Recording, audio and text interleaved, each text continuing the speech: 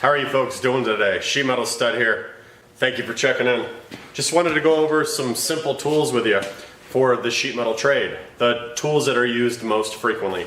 The ones that we use almost every single day. I'd say number one at the top of the list would be snips. The reds and the greens. Got the reds, you got the greens. The reds are used to make a right-hand cut. That would be turning around the right side of a circle. Same with the left. I feel like that's the easiest way to think about it. Let me show you what I mean. If I take a piece of sheet metal right here, I have my reds in my hand. I can cut around the right side of the radius.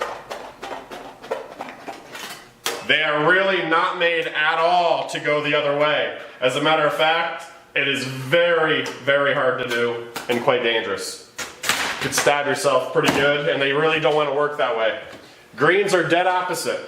Take the greens, cut on the left side.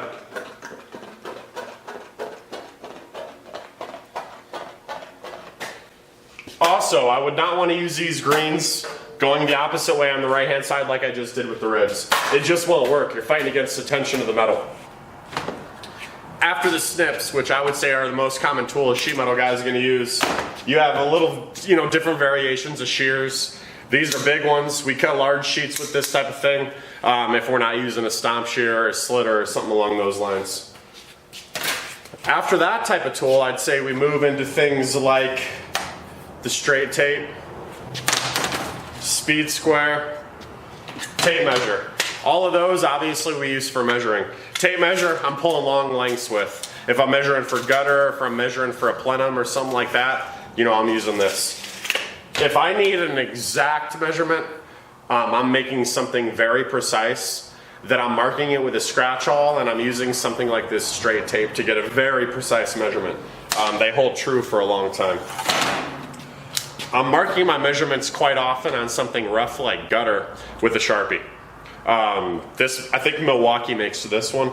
I don't care what I use. I don't care if it's a Sharpie brand. I don't care what brand it is. None of them hold their tip on sheet metal anyway, so I'm just marking and going. If I need a really precise measurement, I'm using a scratch awl. The reason I use a scratch awl is because the width of the tip on the marker, I'd guess about an 1/8 inch, actually is going to mess me up on quite a lot of things that I would build. If I'm building a box, let's say, and I have, multiple sides, 1/8 times 2 times times 4 times, you're talking a 1/4 inch, you're talking a 1/2 inch. That adds up quick. That's going to make me too big, too small, quite often. So in that case, I would use a scratch awl. Beyond measuring and kind of marking and snipping, let's say, I add heat a lot to things when I solder. What I use, the old school method was what they called a torch. I'm sorry. This would be the old method. It's the iron method, where you heat up a propane, with a propane tank. You have your flame right here. You get your torches hot, and you basically feed the solder in with your torch, and you lay down your bead. That is not the method we use quite frequently. This is here in case we have to use it, but we do not use this often at all. It's what we call old school. What us new school guys do is good old map gas. Map gas torch, we got an adjustable head right here. I can swivel all different ways. Flame on, that's gas right there. Off. And that allows us to get into the nitty gritty, the nooks and the crannies when we need to solder certain things, which we use quite often. It's amazing how many trades are lost these days, because I gotta tell you, almost every job site that I'm on, when I bust out a torch and solder, and I'm soldering, people literally approach me and they say, my gosh, I haven't seen a guy solder on a job site for a very long time. We take pride in our work. And I like to do that because, guys glue these days, it's nothing like soldering.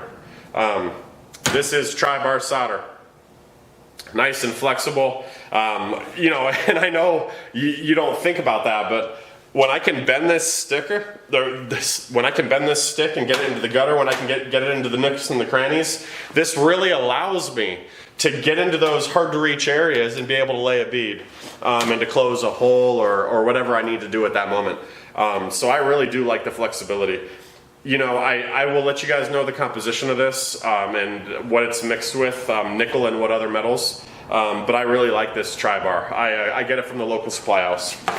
I would say those are the most common things that I use in the sheet metal trade. Snips are number one, good old reds and greens. Don't forget, the reds are going to cut along the right side of the circle. The greens are going to cut around the left side of the circle. That is how I always think about it. If you're cutting a long piece of metal, you're really not going to want to go all the way up straight. Reason being, when you start getting up like that, you have a lot of tension on the metal. You really need to introduce a pair of greens on the other side, or use something like double cuts, which are going to cut both pieces of metal all the way up. That's going to relieve tension. You're really only using one piece of snips on the right being reds, greens being greens on the left. If you're cutting something small, if I'm cutting a big hunk of metal, you either got to double cut or you got to cut both ends manually, and that's really up to you. I appreciate y'all checking in. Let me know if you have any questions. I'm really going to make an effort to answer questions and to help out you folks that have any questions with sheet metal. I do over 300 jobs a year, and I love the trade. So please, let me know anything you'd like to know, and I'm gonna show you guys to the best of my abilities. Y'all have a good night. Thank you for tuning in. Please like, share, subscribe, and let me know what I can do to help you folks. Thank you.